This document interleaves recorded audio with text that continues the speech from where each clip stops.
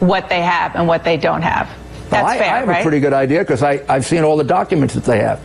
We've debriefed all their witnesses, and we've pressed them numerous debriefed all times. of their witnesses? Well, I think so. I mean, the ones that were involved in the joint defense agreement, which constitutes all the critical ones, they have nothing, Dana. They wouldn't be pressing for this interview if they had anything.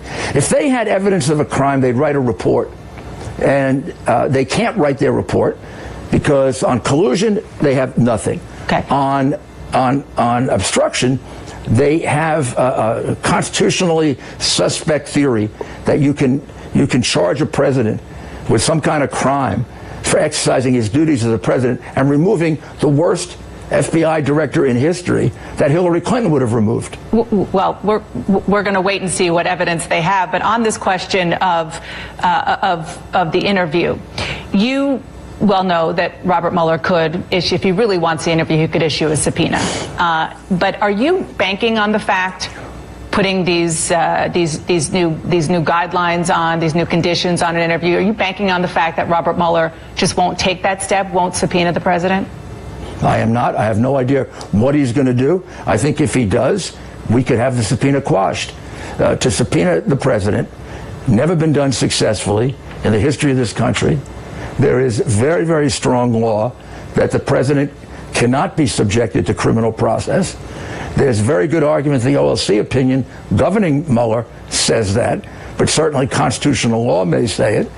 The reality is that we have a very strong argument that they haven't made a case for an interview. They don't show what's called particularized need, even for lesser officials like the Espy case, which says you can't just subpoena a public official. You have to show some particularized need. If you can get the evidence elsewhere, for example, on obstruction, all the evidence they need, they can get from the Lester Holt interview. Well, what if now NBC plays an abridged version of it and leaves out the end, which exonerates the president. What if the president? The president says, I fired him for the good of the American people, even knowing it would extend the investigation.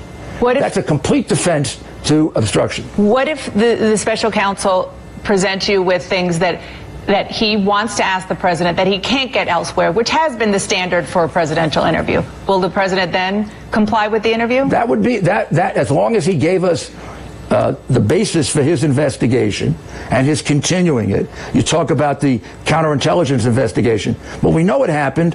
We know it's highly suspect because the people doing it were extremely biased. We know they came over into this investigation. What we don't know is, did they find anything? Honestly, they didn't. I think we also have to realize there's a legal challenge. We don't know that yet. I just need to say that on the record. That's your suspicion, but we don't know that yet. I am willing to say that based on my analysis of this, and Sekulows and even John Dowd back at the beginning, I've never seen a situation in which we press them for, what do you have? You want them to testify, tell us what you have, and they go mum on us. Usually that means they have nothing. When I wanted to get a witness to testify, I gave them at least one good fact that would shake their day. I want to ask you about something that is new this weekend, and that is a special counsel apparently wants to interview White House Chief of Staff John Kelly, and that too is up in the air. What is the Mueller team saying to your team about what they want to discuss with Kelly? They're not. They're dealing with Emmett Flood, the president's special counsel for this investigation, as is the right thing to do. I'm glad to see that Emmett is using a high standard, because after all, we've given them everything they have. 32 witnesses, no invocation of privilege. 1.4 million documents, no invocation of privilege. Because this is pretty new. Tell me we have something to hide. Most, if not all, Trump officials, former and present, who have been asked to come talk to the special counsel have complied. This is new, saying no. Yeah, but I think this is new, saying no after the Horowitz report, after, hey, I would like to see texts from all the people working for Mueller. He never looked at the text of the people he had to fire, like Peter Spock.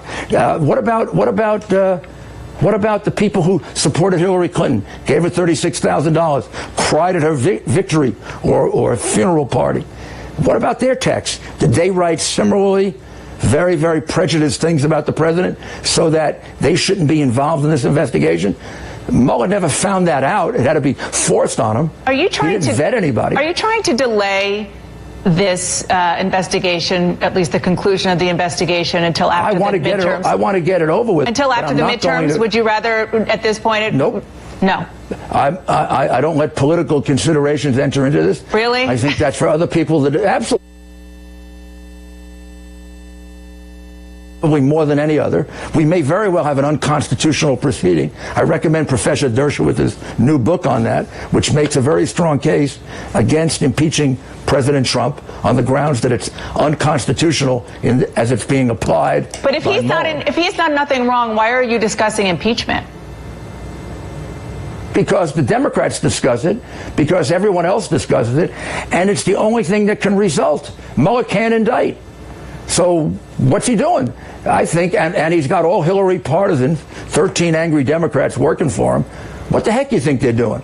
I mean, you got people like Maxine Waters, and I'd have to be an idiot not to hear what they're saying.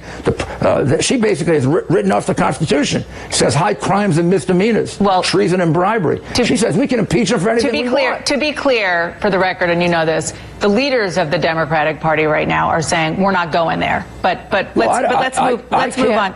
Let's move on from that. I can't just, I have to listen to all the people in the Democratic Party, not just the leaders, and they could be lying. They could be lying because they don't want it as a campaign issue. You don't think Nancy Pelosi wants to impeach him? Give me a break. Last week, Michael Cohen gave an interview and said family and country, not President Trump, is his first loyalty. And that same week, Mr. Mayor, he scrubbed all mentions of Donald Trump from his Twitter bio. You said in the past you don't think Michael Cohen will flip. Do you still believe that? No, I don't think. I mean, I don't know what he has to flip over. What I do know is there's no evidence of wrongdoing with President Trump. So we're very comfortable. If he believes it's in his best interest to cooperate, God bless him. He should cooperate. I think the man has been horribly treated by the people he's going to cooperate with. But that, sometimes you have no other choice. I do not expect that Michael Cohen's going to lie. I think he's going to tell the truth as best he can, given his recollection. And you are confident that truth involves nothing that is negative or even worse for President Trump? Yeah, I'm very confident of that, and I think we all should be, because Mueller would not have given it away if it had any hope of producing evidence against the president. And one last question. He didn't want to go beyond his mandate. You mentioned a joint defense agreements that your team has with some of the witnesses. Michael Cohen has been one. Does the Trump team still join in their defense with Michael Cohen's team, meaning you still have this joint defense agreement? Dana, I'm not sure I'm allowed to comment on that. I mean, those are attorney-client privilege, and it involves a lot of other people. So, yes, there is a joint defense agreement, but I don't think I can identify all the people who are in it, people who are out of it. If somebody gets indicted, they're basically out of it. So I think I can't go much further than that. Okay. Thank you so much, Rudy Giuliani. Thank you, appreciate it. Thank you for your time. And we are continuing to follow the breaking news from Thailand. 4 children safely out of the cave, but efforts to rescue the others are still ongoing. We are waiting for a news conference from Thailand. We also have an update on the U.S. involvement in the rescue effort. Stay with us.